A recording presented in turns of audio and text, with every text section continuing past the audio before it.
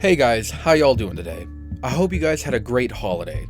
Mine was fantastic, especially because we finally got to see Ahsoka in The Mandalorian, and that in and of itself made this long weekend amazing. Now, she said something at the end of this episode that made me lose my mind. Go to the planet Tython. There you will find the ancient ruins of a temple that has a strong connection to the Force.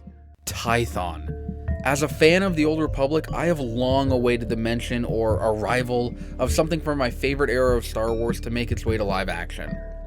I mean, we do have the cinematics for the Old Republic video games, which are amazing, by the way, but still, it isn't the same as seeing it in live action. And now it seems that that moment is finally here.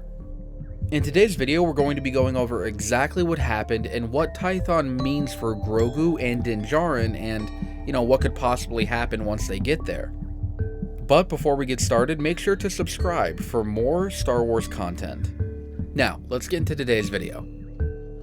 So, mild spoilers are ahead for Chapter 13 of The Mandalorian. So, if you haven't seen it yet, then just, be warned. Okay, so at the very end of the episode, Ahsoka Tano tells Din Djarin to take Baby Yoda, whose name is actually Grogu, to the ancient planet Tython. She says that there he will find the ancient ruins of a Jedi temple that has a strong connection to the Force. She said to place Grogu on the Seeing Stone located at the top of a mountain. Then Grogu may choose his path and can reach out through the Force and contact a Jedi to train him. This sounds awesome, and while I don't think it'll happen in the next episode, I'm more than excited to see Tython in The Mandalorian. So what is Tython, and why is it so important? Okay, Tython was a planet located in the deep core of the galaxy, and is the most important planet in the history and lore of the Old Republic era of Star Wars. It was a beautiful planet filled with forests, rivers, and mountains, a perfect sanctuary for those who wish to live in harmony and commune with the Force. It is where the ancient order of spiritual monks, known as the Dai Bendu, gathered and established the Jedi Order. Now, if you want to know more about this, you should check out my lore video. It was the place where the Force was studied in great detail, tens of thousands of years before Episode 1, so the Old Republic is like the ultimate prequel. Anyway, Tython was the place where Ashla, the light side of the Force, and Bogan, the dark side, were perfectly balanced, and these ancient Jedi would study both aspects, being ever so careful not to drift too close to one or the other. It served as a place of refuge for the Jedi Order for thousands of years, and again for them after their temple on Coruscant was destroyed. Tython had a Jedi temple on it, one of the first, that housed the holocrons of ancient masters. Its library was vast and served as a place of knowledge for Jedi throughout all ages. There was so much that happened on Tython, and for the Mandalorian to be going there means so much. Now, what is significant about this? Well, this means that Din Djarin and Grogu are going to a place that probably hasn't been explored for some time. A place that I am sure Palpatine had a vested interest in, so who knows what he did or what he left behind on the planet. It also opens up the possibility for us to see the ancient Jedi ways and to find out some unknown Jedi secrets. Now, Ahsoka said to place Grogu on the Seeing Stone. The Seeing Stone is something new. She could be referring to the ancient lightsaber forge that used to serve as the place where Jedi initiates would construct their very first lightsabers. This forge housed a large kyber crystal that would channel the light side of the Force and make the forge a sacred place of spiritual guidance and preparation for the inevitable challenges ahead. It was also located at the top of a long climb up a mountain, and it was tucked away on Tython so that only the most devoted of Jedi could find it and access its power. If she did mean the kyber crystal, then it would be so cool to see the ancient forge and what has become of it. Maybe Baby Yoda will get his own lightsaber. Anyway, she could also very well be talking about something new, which would also be amazing because it would bring in some new aspect to the Old Republic era of Star Wars. So what exactly will happen when Din Djarin places Grogu on the Seeing Stone? Well, Ahsoka said that he would be able to reach out through the Force and possibly find a Jedi to continue his training. Now, these are all just theories, just to preface it, but the first and most obvious possibility in my opinion is that this will lead them to Luke Skywalker. Again, I've already made a video about Luke and how all roads point to him in The Mandalorian, but to me it's just the most logical road in my opinion. Luke is still rebuilding the Jedi Order at this time, and would be on the lookout for individuals who show an affinity to the Force. Because Grogu is extremely powerful, and also because Tython is a natural amplifier of the Force, Luke would obviously feel him reaching out. He would come and take Grogu and continue his training.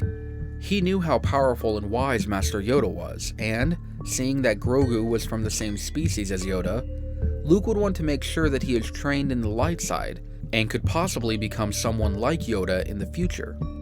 Also, we know that Jon Favreau is not the biggest fan of how they treated Luke in The Last Jedi, so The Mandalorian could be his way of fixing Luke, or at least showing the fans how Luke got that way. This means that in The Mandalorian, or maybe a branching off show, that we could see Luke losing Ben Solo to the dark side and how his Jedi Academy fell. Another theory, one that I think also makes a lot of sense, is that Grogu could encounter some ancient Jedi Force ghosts. Now, the reason I think that this one could happen is because they're on Tython, the place where Jedi lived and studied for thousands of years. Obviously, some would have stuck around, especially if legends are to be taken into consideration. We could possibly see people like Satele Shan, or maybe even a light side Revan.